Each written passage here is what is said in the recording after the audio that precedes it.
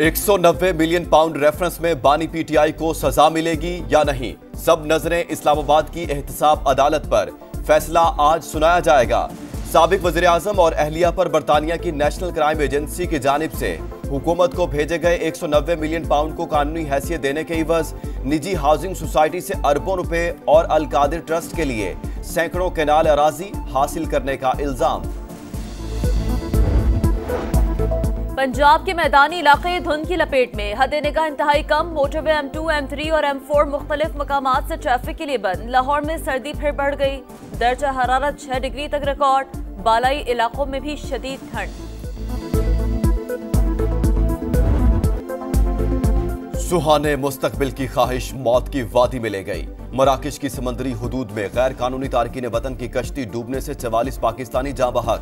मरने वालों में गुजरात के 12 नौजवान शामिल। हादसे में 6 गैर मुल्की भी हलाक, 36 को बचा लिया गया। कश्ती में 66 पाकिस्तानियों समेत 86 तारकीन वतन सवार थे। कश्ती 2 जनवरी को मोरितानिया से स्पेन के लिए रवाना हुई। 1000 किलोमीटर पहले ही हादसे का शिकार हो गई।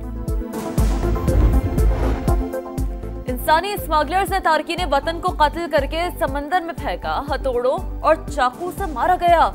जिंदा बच जाने वाले नौजवान के लर्ज़-ए-खेज़ इंकशाफात। टेलीफोनिक गुफ्तगू में जुल्म की दास्तान सुना दी। गुजरात के 2 नौजवान सुफियान और आतिफ 4 माह पहले यूरोप के लिए रवाना हुए थे। अहले खाना गम से निढाल, लाशें वतन लाने की अपील। गुज़श्ता माह भी यूनान कश्ती हादसे में 49 पाकिस्तानी जिंदगी की बाजी हार गए थे। 10 लाशें समंदर से निकाली गईं। पाकिस्तानियों की हतमी तादाद का बताना कबल अज़ वक्त होगा। अब तक 2 पाकिस्तानियों के अहले खाना ने राबता किया है। मराकश के हुकाम ने अब तक 35 बचने वालों के नाम शेयर किए। मुतजाद खबरें हैं, कुछ अफराद को कत्ल किया गया, तहकीकात कर रहे हैं। मराकश में पाकिस्तान की कायम मकाम सफीर राबिया कसूरी की समा से गुफ्तगू। दफ्तर खारिजा के मुताबिक कश्ती में सवार पाकिस्तानियों की मालूमात इकट्ठी कर रहे हैं। हादसे में बच जाने वाले अल दाखिला के करीब कैंप में मौजूद हैं। क्राइसिस मैनेजमेंट यूनिट फाल, राबता नंबर्स जारी। सदर मुमलिकत और वजीर आजम का कश्ती हादसे पर इजहार अफसोस। आसिफ जरदारी का इंसानी स्मगलिंग की रोकथाम के लिए मौसर इक़दामात की जरूरत पर जोर। शहबाज शरीफ ने मुतालिका हुकाम से वाक़े की रिपोर्ट तलब कर ली। कहा, इंसानी स्मगलर के खिलाफ सख्त कार्रवाई होगी। किसी भी किस्म की कोई कोताही बर्दाश्त नहीं की जाएगी।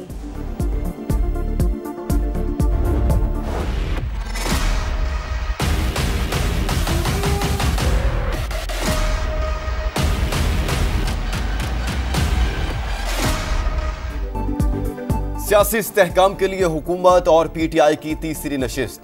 तहरीक इंसाफ का तहरीरी चार्टर ऑफ डिमांड पेश। 9 मई और 26 नवंबर वाकयात पर 2 इंक्वायरी कमीशन बनाने का मुतालबा।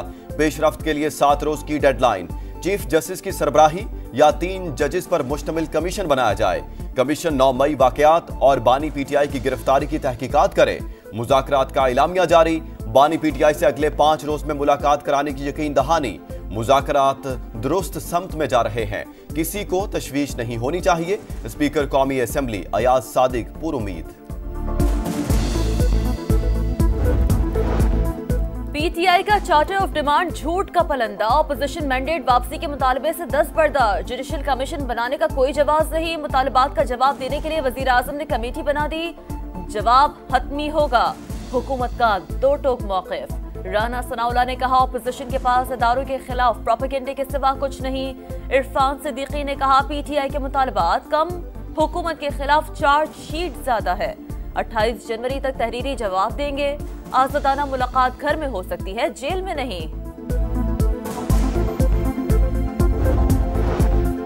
हुकूमती प्रेस कॉन्फ्रेंस मुज़ाकरात से फरार का बहाना। राना सनाउल्लाह की बातों का हकायक से कोई ताल्लुक नहीं।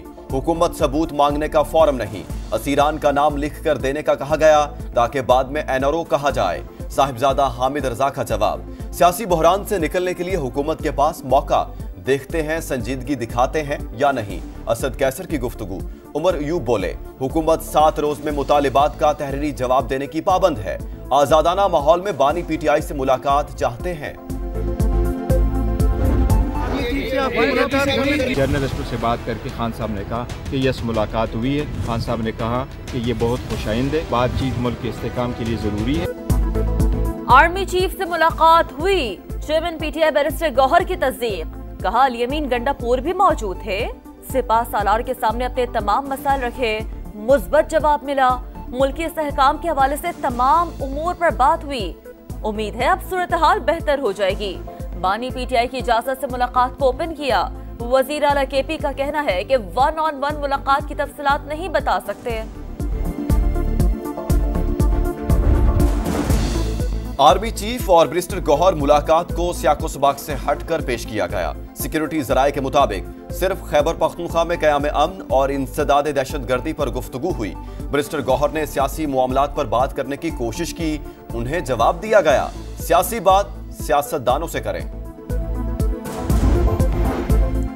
सियासत के लिए बच्चों को गलत रास्ता दिखाया गया, आज वही लोग उन बच्चों को जेलों में पूछने नहीं आते। कैदोबंद की सऊबतें बर्दाश्त की, लेकिन कभी किसी को जलाओ गिराओ का नहीं कहा। मरियम नवाज की गरज बरस, कहा तलबा किसी के लिए अपनी जिंदगी खतरे में ना डालें, आपको तोड़ फोड़ का नहीं तामीर का रास्ता दिखाना है। लाहौर में आसान कारोबार फाइनेंस और आसान कारोबार कार्ड का इफ्तिताह, 3 करोड़ तक बिला सूद कर्जा फराहम करने का ऐलान। इस्लामाबाद में हाई कोर्ट में 4 नए जज कौन होंगे? चीफ जस्टिस याहिया अफरीदी के जेर सदारत 16 रुकनी जुडिशल कमीशन का इजलास आज होगा। एडिशनल सेशन जजेस और सीनियर वकला समेत 19 नामों पर गौर किया जाएगा। कराची में गार्डन से अगवा किए गए बच्चों अली और आलियान की माएँ गवर्नर हाउस पहुंच गई। कामरान टिसूरी से मदद की अपील, गवर्नर ने मुतासरा खानदानों की दाद रसी के लिए खुसूसी सेल के क़याम का ऐलान कर दिया।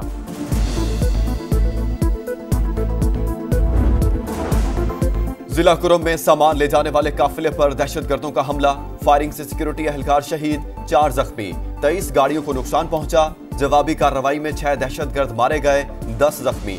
रास्तों की बंदिश के बाइस 100 से ज्यादा देहात को सप्लाई मअतल। जंगबंदी मुआहदे के ऐलान के बावजूद इसराइल की गजा में दरिंदगी जारी। सेहूनी फौज की बमबारी से 87 फलस्तीनी शहीद, शोहदा में 21 बच्चे और 25 खवातीन शामिल। तादाद 46,788 हो गई। फलस्तीनी अवाम की जंगबंदी मुआहदे पर फौरी अमल दरामद की अपील।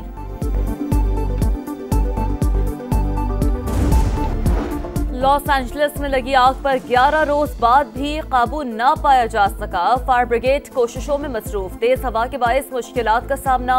आतिशज़दगी से $200 अरब से ज्यादा का नुकसान।